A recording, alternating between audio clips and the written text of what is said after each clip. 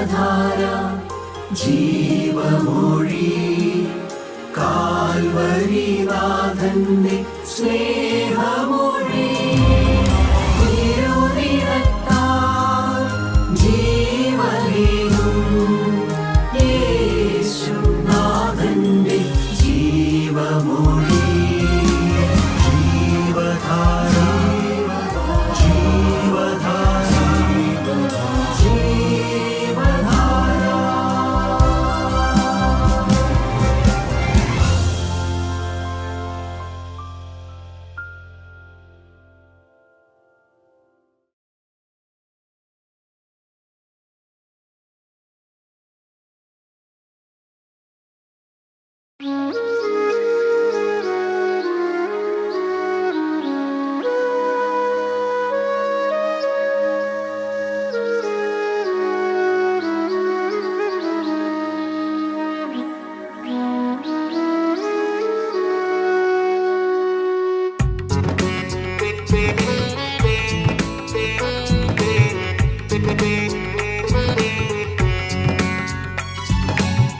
നവയെരൂശലേം പുരിയൻ മഹത്വത്തിൽ നിരന്തര പാർപ്പിടമേ.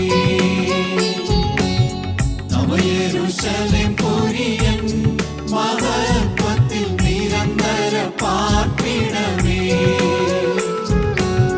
നവനവരത്നങ്ങൾ അലങ്കരിച്ച വർണ്യമ സൗധമദാതയാലും ദൈവകുഞ്ഞാടനിൻ വിളക്കാകയാൽ പ്രജ്വല ദീപ്തി കൊണ്ടലങ്കൃതമാ. ദൈവകുഞ്ഞാടനിൻ വിളക്കാകയാൽ പ്രജ്വല ദീപ്തി കൊണ്ടലങ്കൃതമാ. നവയെരൂശലേം പുരിയൻ മഹത്വത്തിൽ നിരന്തര പാർപ്പിടമേ.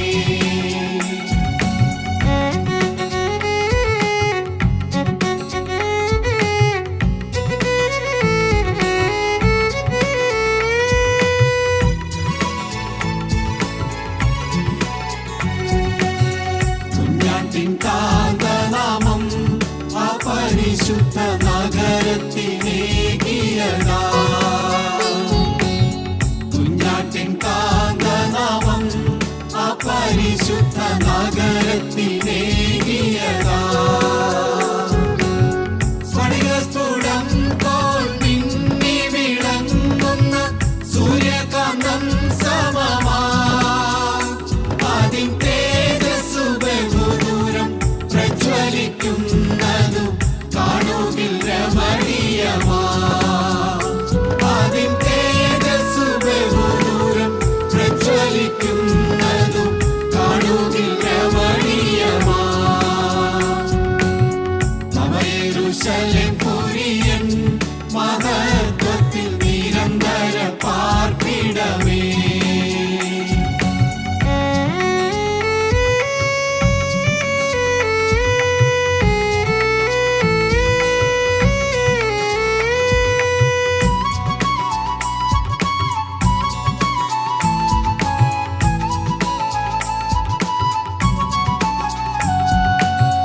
ചെലുത്ത മഹിമയിലൻ മണവാളൻ മണിയറ ഒരുക്കുന്നതാ. ചെലുത്ത മഹിമയിലൻ മണവാളൻ മണിയറ ഒരുക്കുന്നതാ. സ്വർഗീയ രാജത്വ പദവിയിൽ കവിഞ്ഞുള്ള പരിവാര സമന്വിതമാ. പ്രിയൻ വന്നിടും വാനത്തിൽ നിർമ്മല വൃന്ദത്തെ വേളി ചെയ്വാൻ കൃതിയാ. പ്രിയൻ വന്നിടും വാനത്തിൽ നിർമ്മല വൃന്ദത്തെ വേളി ചെയ്വാൻ കൃതിയാ. നവയെരൂശലേം പുരിയൻ മഹത്വത്തിൽ നിരന്തര പാർപ്പിടമേ.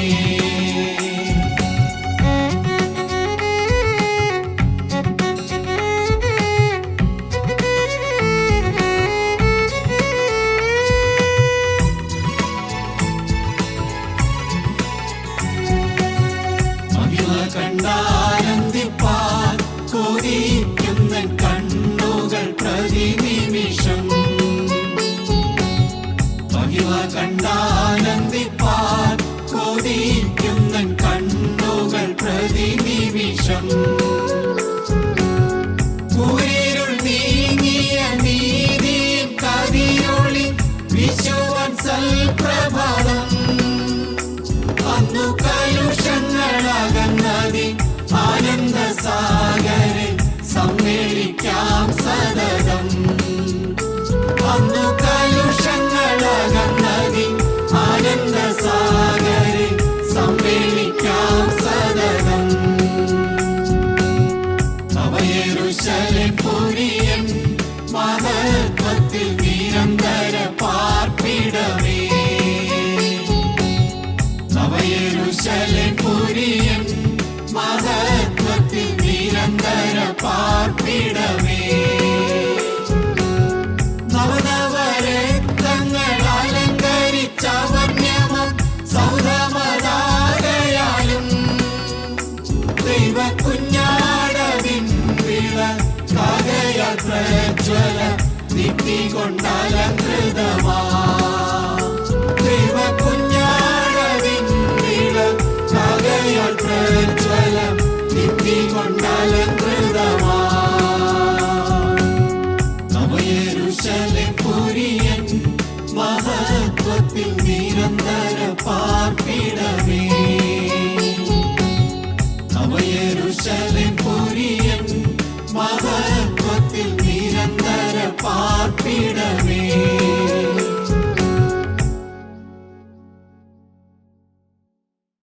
ത്രിയേക ദൈവത്തിന് സ്തുതി. കർത്താവിൻ്റെ പരിശുദ്ധ തിരുനാമം മഹത്വപ്പെടുമാറാകട്ടെ. കർത്താവിനാൽ അനുഗ്രഹിക്കപ്പെട്ട ദൈവസ്നേഹത്താൽ ആകർഷിക്കപ്പെട്ട് കൂടി വന്നിരിക്കുന്ന ദൈവജനത്തിന് യേശുക്രിസ്തുവിൻ്റെ അതിപരിശുദ്ധമായ നാമത്തിൽ എൻ്റെ സ്നേഹാവന്ദനം. കർത്താവായ യേശുക്രിസ്തുവിൻ്റെ പരസ്യശുശ്രൂഷ അവസാനിക്കുന്നതായ സമയം കർത്താവ് ഇപ്രകാരം പറഞ്ഞു: മനുഷ്യപുത്രൻ വരുമ്പോൾ അവൻ ഭൂമിയിൽ വിശ്വാസം കണ്ടെത്തുമോ? കർത്താവായ യേശുക്രിസ്തുവിൻ്റെ രണ്ടാമത്തെ വരവിൽ ഈ ഭൂമിയിൽ വിശ്വാസം കണ്ടെത്തുമോ എന്ന് സർവജ്ഞാനിയായ കർത്താവായ യേശുക്രിസ്തു പറഞ്ഞു. പ്രിയപ്പെട്ടവരെ, എന്നെയും നിങ്ങളെയും കണ്ടുകൊണ്ടാണോ ഇത് പറഞ്ഞത്? കർത്താവിൻ്റെ രണ്ടാമത്തെ വരവിൽ ഈ ലോകത്തിലെ മനുഷ്യൻ വിശ്വാസിയോ അവിശ്വാസിയോ എങ്ങനെയായിരിക്കും എന്നാണ് കർത്താവിടെ ഒരു സൂചന നൽകുന്നത്. ദൈവത്തിന് സ്തോത്രം. മനുഷ്യപുത്രൻ വരുമ്പോൾ അവൻ ഭൂമിയിൽ വിശ്വാസം കണ്ടെത്തുമോ? നമുക്ക് നമ്മെ തന്നെ ശുദ്ധീകരിക്കാനുള്ള മനോഹരമായൊരവസരം ദൈവം നമുക്ക് തന്നിരിക്കുകയാണ്. സൃഷ്ടാവായ ദൈവം തൻ്റെ മോഹന സൃഷ്ടിയായ മനുഷ്യന് ദൈവത്തിൻ്റെ സ്വരൂപത്തിലും ദൈവത്തിൻ്റെ സാദൃശ്യത്തിലും ദൈവത്തിൻ്റെ തേജസ്സിലും സൃഷ്ടിച്ചവനായ മനുഷ്യന് സമൃദ്ധിയായ ഫലങ്ങളുള്ളതായ ഏദൻ തോട്ടത്തിൽ അവനെ ആക്കി. അവൻ അല്ലലോ അലച്ചിലോ ഇല്ല.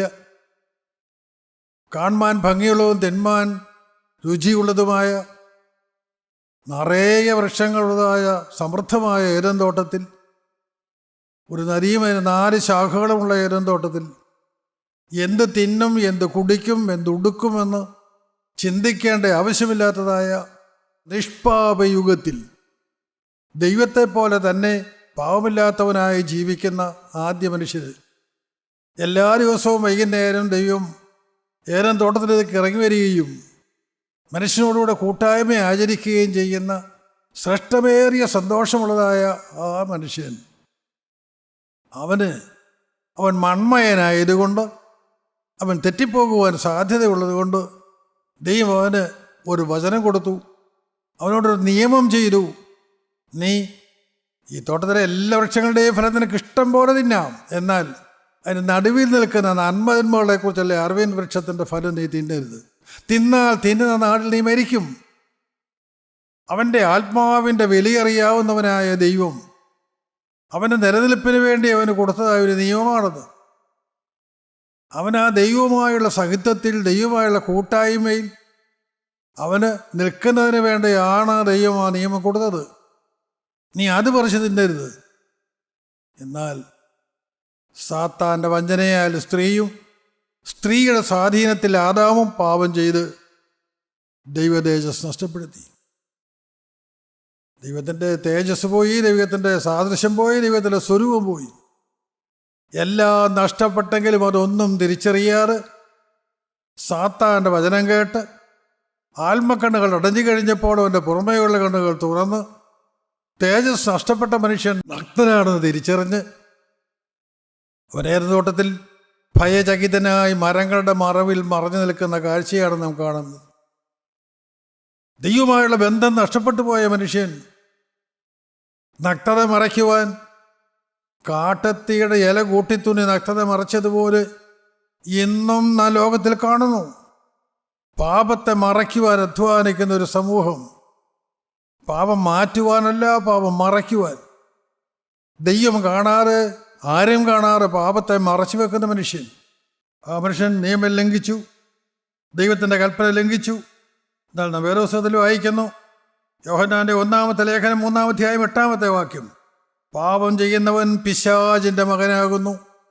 പ്രിയപ്പെട്ടവരെ, ദൈവമായുള്ള ബന്ധം നഷ്ടപ്പെട്ടു. എല്ലാം നഷ്ടപ്പെട്ടവനായ മനുഷ്യൻ അവൻ സാത്താൻ്റെ വകയായി തീർന്നു. പാപം ചെയ്യുന്നവൻ സാത്താൻ്റെ മകനാകുന്നു. വളരെ വ്യക്തമായി വചനം പറയുന്നു. അവന് ദൈവത്തെ അപ്പാ എന്ന് വിളിക്കാനുള്ളതായ യോഗ്യത നഷ്ടപ്പെട്ടു. ഇന്ന് ജീവിക്കുന്ന മനുഷ്യൻ എല്ലാ അനുഗ്രഹങ്ങളും മാമോദിസ തൊട്ടിയിൽ നിന്ന് പ്രാപിച്ചവനായ മനുഷ്യൻ, രക്ഷയുടെ സന്തോഷം, ക്രൂശിലെ രക്ഷയുടെ സന്തോഷം അനുഭവിച്ചവനായ മനുഷ്യൻ, മാമോദിസയുടെ റൂസ്മായാൽ, പരിശുദ്ധാത്മാവിൻ്റെ മുദ്രയാൽ ദൈവത്തിന് വേണ്ടി അഭിഷേകം ചെയ്ത് വേർതിരിയപ്പെട്ടവൻ, ജീവിതത്തിൽ പാവം വന്നപ്പോൾ അവൻ ദൈവത്തിൻ്റെ കർത്തൃത്വത്തെ ഉപേക്ഷിക്കുന്നു, സാത്താനെ സ്വീകരിക്കുന്നു. അവൻ സാത്താൻ്റെ വകയായിത്തീരുന്നു. പാപം ചെയ്യുന്നവൻ പിശാചിൻ്റെ മകനാകുന്നു. വളരെ വ്യക്തമാണ്. ഈ ഭൂമിയിൽ ജീവിക്കുന്ന മനുഷ്യന് പാപം കൂടാതെ ജീവിക്കാമോ? യോഹന്നാൻ്റെ 1-ാമത്തെ ലേഖനം 5-ാം അധ്യായത്തിൻ്റെ 18-ാമത്തെ വാക്യത്തിൽ, ദൈവത്തിൽ നിന്ന് ജനിക്കുന്നവൻ ആരും പാപം ചെയ്യുന്നില്ല എന്നും നാം അറിയുന്നു.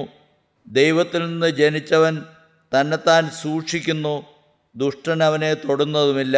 മാമോദിസയുടെ റൂസ്മായാൽ ദൈവത്തിൽ നിന്ന് ജനിച്ച ഓരോ വിശ്വാസിയും, ഏത് സഭാവിഭാഗമാണെങ്കിലും, അപ്പോസ്തലനായ യോഹന്നാൻ പറയുന്നു, ദൈവത്തിൽ നിന്ന് ജനിച്ചവരാരും പാപം ചെയ്യുന്നില്ല. അത് വളരെ വ്യക്തമാണ്. എന്ന് നാം അറിയുന്നു, ഓരോ വ്യക്തിയും അറിയുന്ന സത്യമാണ്. ജീവിതത്തിൽ പാപം വരുന്നില്ല.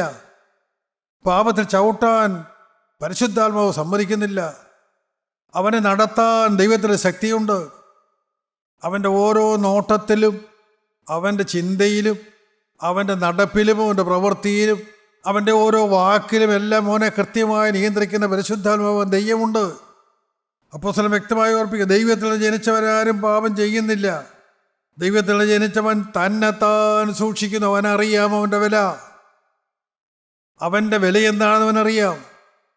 എല്ലാ ദിവസവും വെയിലാറുമ്പോൾ ജീവനുള്ള ദൈവം, സർവശക്തനായ ദൈവം ഏഴന്തോട്ടത്തിലേക്ക് ഇറങ്ങി വന്ന് മനുഷ്യരുടെ തോളിൽ കൈയിട്ടുകൊണ്ട് ഏതെങ്കിലും തരനിരകളുടെ ഇടയിലൂടെ ഇതാ ഉലാത്തുന്നത് അനുഭവിക്കുന്നവനായ മനുഷ്യൻ, ദൈവിക സാന്നിധ്യത്തിൻ്റെ സുഖവും സന്തോഷവും അനുഭവിക്കുന്നവനായ മനുഷ്യൻ, ആ മനുഷ്യൻ അവൻ തന്നെത്താൻ സൂക്ഷിക്കുന്നു. അരുതാത്ത ഒരു ചിന്ത വരാറ്, അരുതാത്തടത്തേക്കൊരു കണ്ടുപോകാറ് ജീവിക്കുന്നു.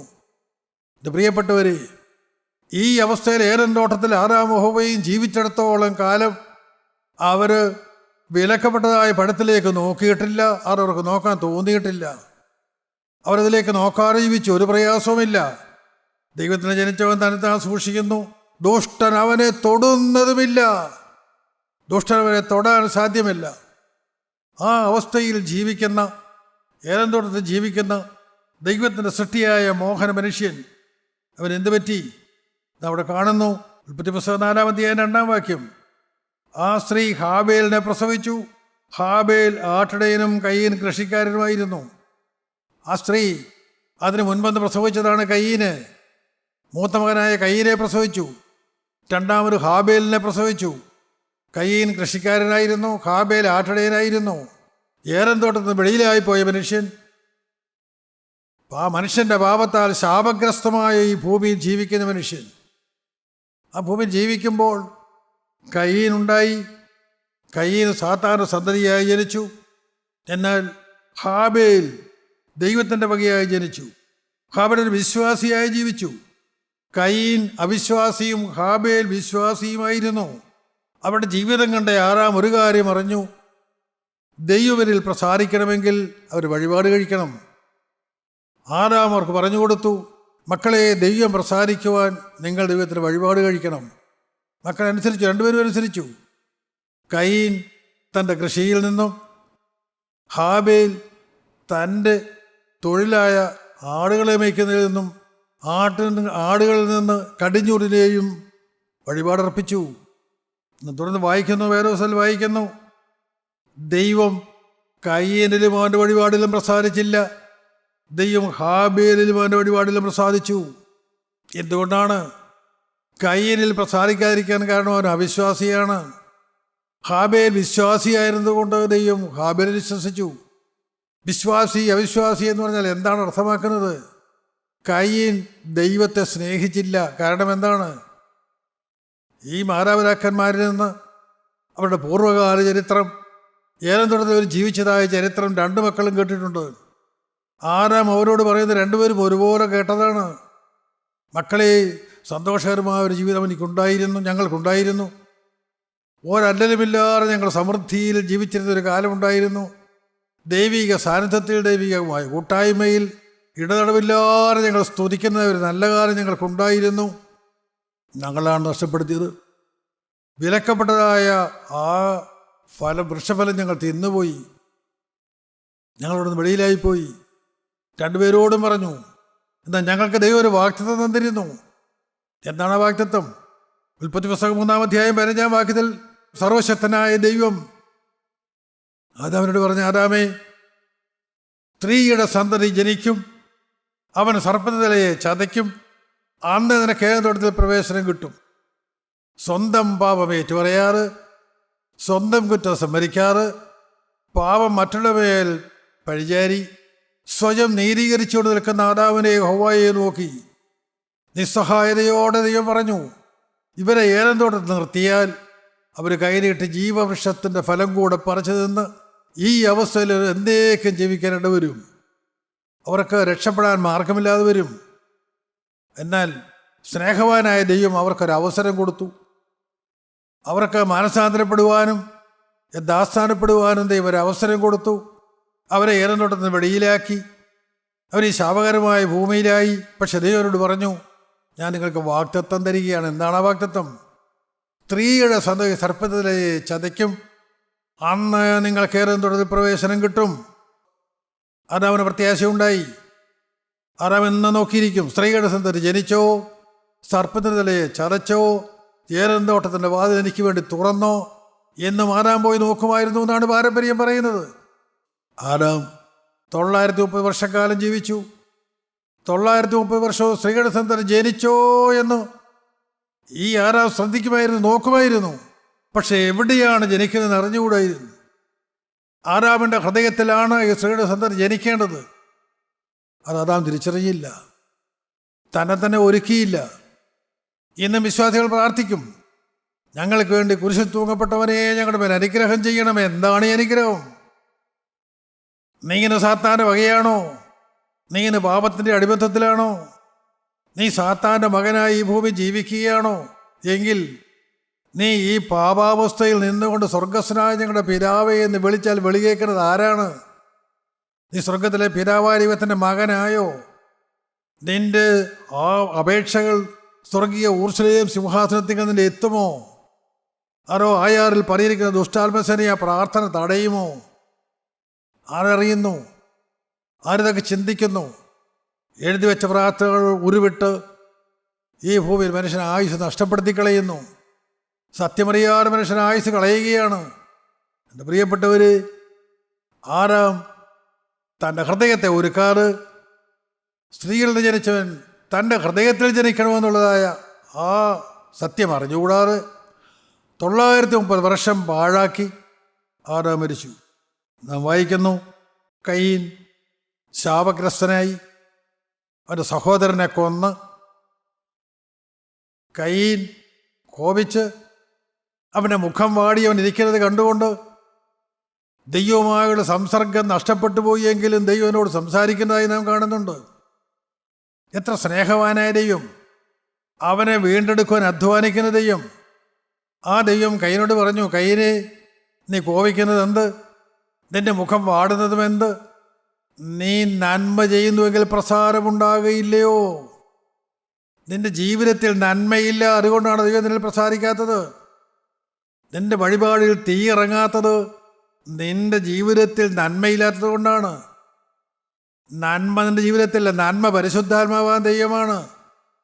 ദോഷികളായ നിങ്ങൾ നിങ്ങളുടെ മക്കൾക്ക് നല്ല ദാനങ്ങളെ കൊടുക്കാൻ അറിയുന്നുവെങ്കിൽ സ്വർഗസ്വനായ നിങ്ങളുടെ പിതാവ് തന്നോട് യാചിക്കുന്നവർക്ക് പരിശുദ്ധാത്മാവിനെ എത്രയധികം കൊടുക്കും, നന്മ എത്രയധികം കൊടുക്കും. കർത്താവ് തൻ്റെ പരസ്യങ്ങളിൽ പരസ്യമായി പറഞ്ഞതാണ്. ദൈവത്തിൻ്റെ ദാനം, ദൈവത്തിൻ്റെ നന്മ പരിശുദ്ധാത്മാവാൻ ദൈവമാണ്. അത് കയ്യിൽ ലഭിച്ചില്ല. എന്തുകൊണ്ടാണ്? അവൻ അവിശ്വാസിയായിരുന്നു. അവന് ദൈവത്തോട് സ്നേഹമില്ലായിരുന്നു. അവന് ദൈവത്തിൽ ആശ്രയമില്ലായിരുന്നു. പരിശുദ്ധാത്മാവാൻ ദൈവനോട് കൂടെയില്ല. ജീവിതത്തിൽ നന്മയില്ല.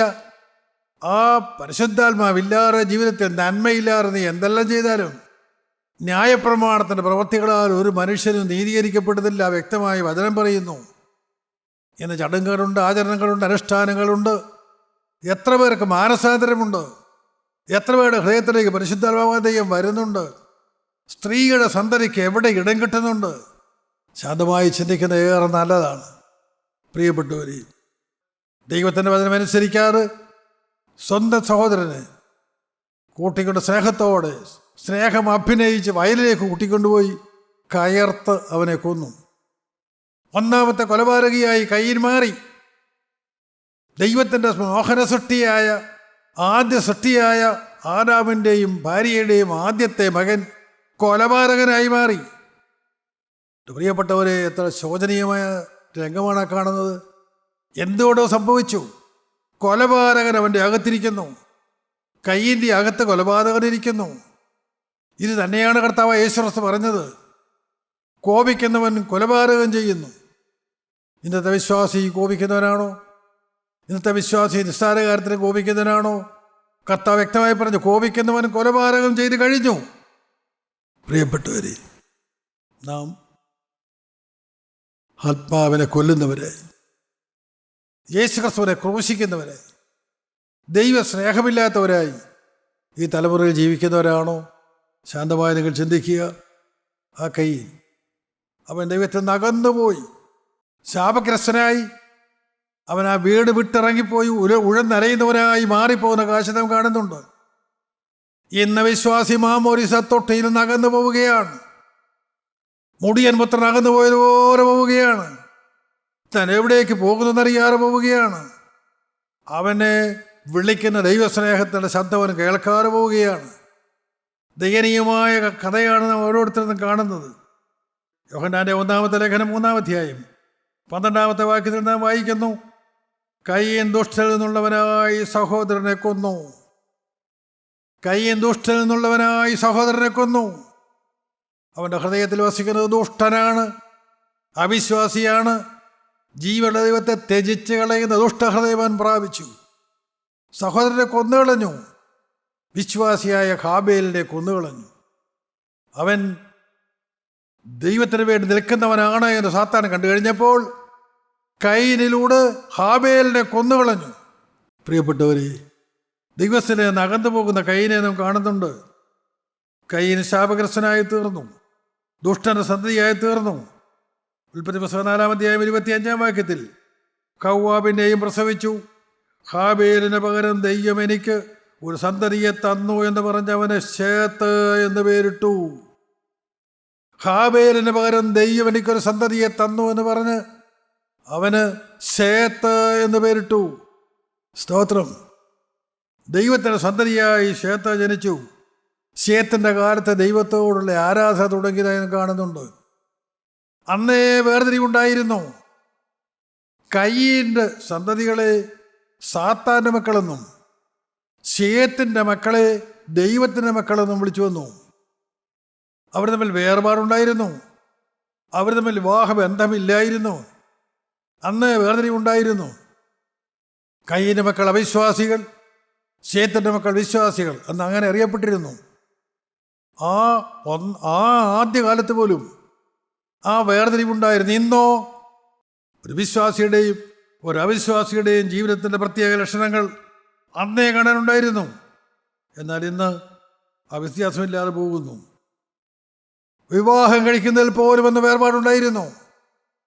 ശേത്തിൻ്റെ മക്കൾ കയ്യിൻ്റെ മക്കളെ വിവാഹം കഴിച്ചിരുന്നില്ല, അവർ വേർപാട് ആചരിച്ചിരുന്നു. ഇന്ന് നിലനിൽക്കുന്ന നിയമമാണ്, പക്ഷേ നിയമമാരും പാലിക്കുന്നില്ല. ഒരു വിശ്വാസി പോലും അതിന് തങ്ങളെ തന്നെ വിട്ടുകൊടുക്കുന്നില്ല. ഉൽപ്പത്തി പുസ്തകം 2-ാം അധ്യായം 18-ാമത്തെ വാക്യത്തിൽ നാം വളരെ വ്യക്തമായി വായിക്കുന്നു, പുരുഷന് തക്ക തുണ വേണമെന്ന് കൽപ്പിച്ചത് ദൈവമാണ്, മനുഷ്യന് തക്ക തുണയെ കൊടുത്തത് ദൈവമാണ്. എങ്ങനെയാണ് കൊടുത്തത്? അവനിൽ നിന്ന് എടുത്തു കൊടുത്തു. ദൈവം സൃഷ്ടിച്ച മനുഷ്യനായ ആദാമിന് ഗാഠനിദ്ര വരുത്തിയിട്ട് അവൻ്റെ ഇടത്തെ മാർവിടം തുറന്ന് അവിടെ നിന്നൊരു വാരിയലെടുത്ത് ആ വാരിയലിനെ പുരുഷന് കാണുവാനും ആകർഷിക്കുവാനും തക്കോടുള്ള മനോഹരമായ ഒരു സ്ത്രീയാക്കി തീർത്ത് അവൻ്റെ മുമ്പിൽ കൊണ്ടുപോയി നിർത്തി. ആ സ്ത്രീയെ പുരുഷൻ കണ്ടു, ആറാം കണ്ടു. തൻ്റെ മുമ്പിൽ കൊണ്ട് നിർത്തിയിരിക്കുന്ന സ്ത്രീയെ കണ്ടു. ആറാം പറഞ്ഞു, ഇവളെൻ്റെ അസ്ഥിയിൽ നിന്ന് അസ്ഥിയും എൻ്റെ മാംസത്തിൽ മാംസവുമാകുന്നു, ഇവളെ നരയിൽ നിന്നെടുത്തിരിക്കിയാൽ നാരി എന്ന് പേരാകും. ഭാര്യയെ കൊടുത്ത ദൈവമാണ്, അവനിൽ നിന്നെടുത്താണ് കൊടുത്തത്. അവരൊന്ന് ചേർന്ന് നിൽക്കുമ്പോഴാണ് പൂർണ്ണത. ഈ ഹൗവ ആദാമിൽ നിഗൂഢമായിരുന്നു, അവളെ വേർപെടുത്തി കൊടുത്തു. അതാണ് നല്ലത് എന്ന് ദൈവം കണ്ടതുകൊണ്ട്. മനുഷ്യൻ ഏകനായിരിക്കുന്നതല്ല, അവന് തക്കതായ ഒരു തുണയെ വേണം എന്ന് ദൈവം കണ്ടതുകൊണ്ട് ആദാമിൽ നിന്ന് സ്ത്രീയെ എടുത്ത് അവർ കൊടുത്തു.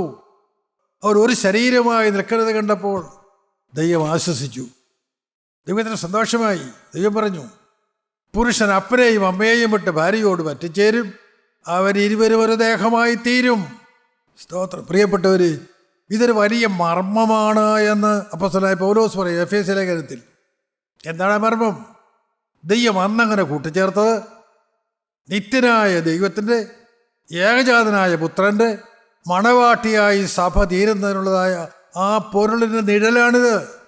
ഒരു വലിയൊരു യാഥാർത്ഥ്യത്തിലേക്ക് മനുഷ്യൻ നടത്തുകയാണ്. അത് യാഥാർത്ഥ്യമാകണമെങ്കിൽ, അത് നിലനിൽക്കണമെങ്കിൽ, അതിലേക്ക് നാം വരണമെങ്കിൽ ദൈവക്കളെ നാം വചനമനുസരിച്ചേ പറ്റൂ. ഇന്നോ എല്ലാം പോയില്ലേ? കയ്യിൻ്റെ 6-ാമത്തെ തലമുറയിലേക്ക് വന്നപ്പോൾ അവിടെ നാം കാണുന്നുണ്ട്. ഉൽപ്പത്തി പുസ്തകം 4-ാം അധ്യായത്തിൻ്റെ 18-ാമത്തെ വാക്യം നാം വായിക്കുമ്പോൾ, ഹാനോക്കിന് ഈരാദ് ജനിച്ചു, ഈരാദ് മെഹൂയേലിനെ ജനിപ്പിച്ചു, മെഹൂയേൽ മെഥൂശലേഹിമിനെ ജനിപ്പിച്ചു, മെഥൂശയേൽ ലാമേക്കിനെ ജനിപ്പിച്ചു. ലാമേക്ക് 2 ഭാര്യമാരെ എടുത്തു. കയ്യിൻ്റെ 6-ാമത്തെ തലമുറയായ ലാമേക്കിൻ്റെ കാലത്ത് ലാമേക്ക് 2 ഭാര്യമാരെ എടുത്തു. ആദാമിന് ദൈവം ഭാര്യയെ കൊടുത്തു.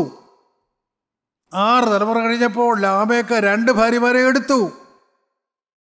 അതുവരെ ലോകചരിത്രത്തിൽ ദൈവം വച്ചിരുന്ന വ്യവസ്ഥ ഒരു പുരുഷൻ ഒരു ഭാര്യ, ഒരു സ്ത്രീക്ക് ഒരു ഭർത്താവ്. ദൈവം വച്ചിരുന്ന വ്യവസ്ഥ അതാണ് ദൈവം നടത്തി കൊടുത്തത്. തലമുറകളിലായി നടന്നു പോരുന്നതായ ഒരു വലിയ ആചാര മര്യാദയായിരുന്നു അത്. അന്ന് തലമുറക്കാർക്ക് അറിയാമായിരുന്നു, ആദാമിനറിയാമായിരുന്നു. ദൈവമക്കളെ, എന്നാൽ ആ ദൈവീക കൽപ്പനകൾ ലംഘിച്ച് ലാമേക്കിൻ്റെ കാലത്ത് 2 ഭാര്യമാരെ എടുത്തു. എന്ത് ഭയാനകമായ അവസ്ഥയിലേക്ക് മാറി. ദൈവത്തെ നകന്നു. ഒരുത്തിക്ക് 6 എന്നും മറ്റവൾക്ക് സില്ല എന്നും പേര്. 6 ആബേലിനെ പ്രസവിച്ചു. അവൻ കൂടാരവാസികൾക്ക് പശുപാലകന്മാർക്കും പിതാവായി തീർന്നു. അവൻ്റെ സഹോദരന് യൂബാൽ എന്ന പേര്. ഇവൻ കിന്നരവും വേണവും പ്രയോഗിക്കുന്ന ഏവർക്കും പിതാവായി തീർന്നു.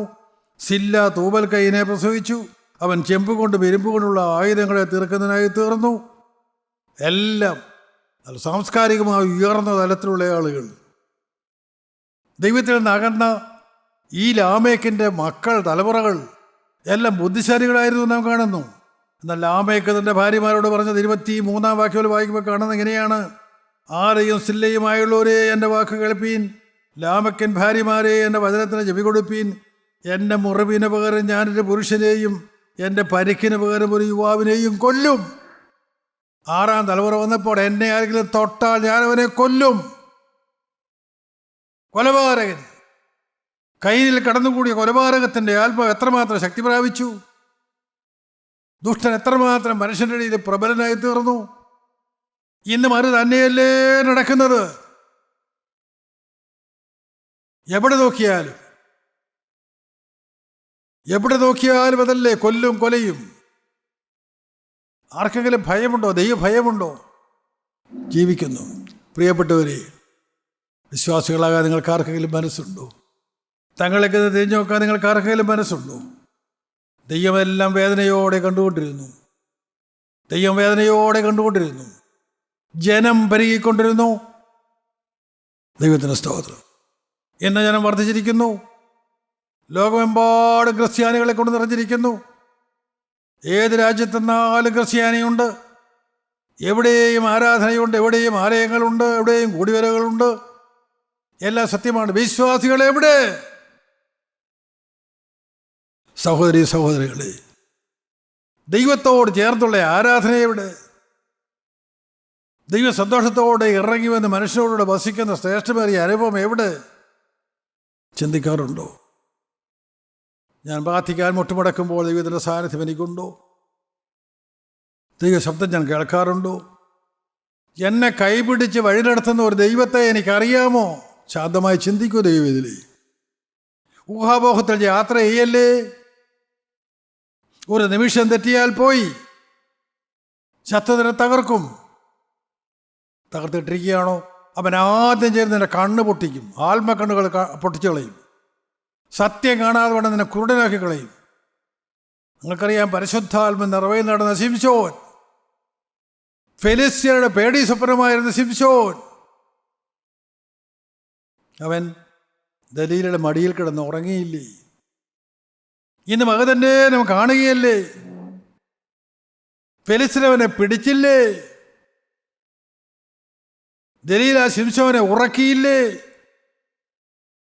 ഫെലിസ്ത്യനെ പിടിച്ചിട്ട് ആദ്യം ചെയ്തത് അവൻ്റെ കണ്ണ് കുത്തി അങ്ങ് പൊട്ടിച്ചു. രണ്ടും. ബലിഷ്ഠനായ, അതികായനായ, പരിശുദ്ധാത്മ ഉണ്ടായിരുന്നവനായ ശിംശോന്റെ കണ്ണുകൾ കുത്തിപ്പൊട്ടിച്ചു. ചെമ്പ് ചങ്ങലയിൽ കുടുക്കി. ദയനീയമായ സ്ഥിതി. ഇന്ന് അനേകർ അങ്ങനെയാണോ? ഇന്ന് അനേകർ അങ്ങനെ കഴിയുകയാണോ? സർവശക്തനായ ദൈവം, രക്ഷകനായ ക്രിസ്തു, സ്ത്രീയുടെ സന്തതി, നിന്നെ വീണ്ടെടുക്കാൻ കഴിയുന്നവൻ, സാക്ഷാൽ വരുവാനുള്ള മിശിഹ ഇപ്പോൾ നിന്റെ അരികിൽ ഒന്ന് നിൽക്കുന്നു. ആരെല്ലാം ഏൽപ്പിച്ചു കൊടുക്കും? ആരെല്ലാം സ്വയം സമ്മതിക്കും?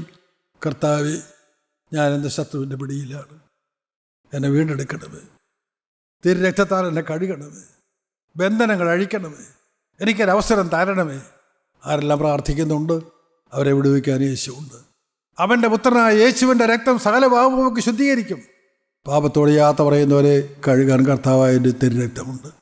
പാപമോചനം തന്നാൽ പരിശുദ്ധാത്മാവിനെ ദാനമായി തരും. ജയജീവിതം നിങ്ങൾക്ക് ലഭിക്കും. നമ്മെ ഓരോരുത്തരും ദൈവം അനുഗ്രഹിക്കും.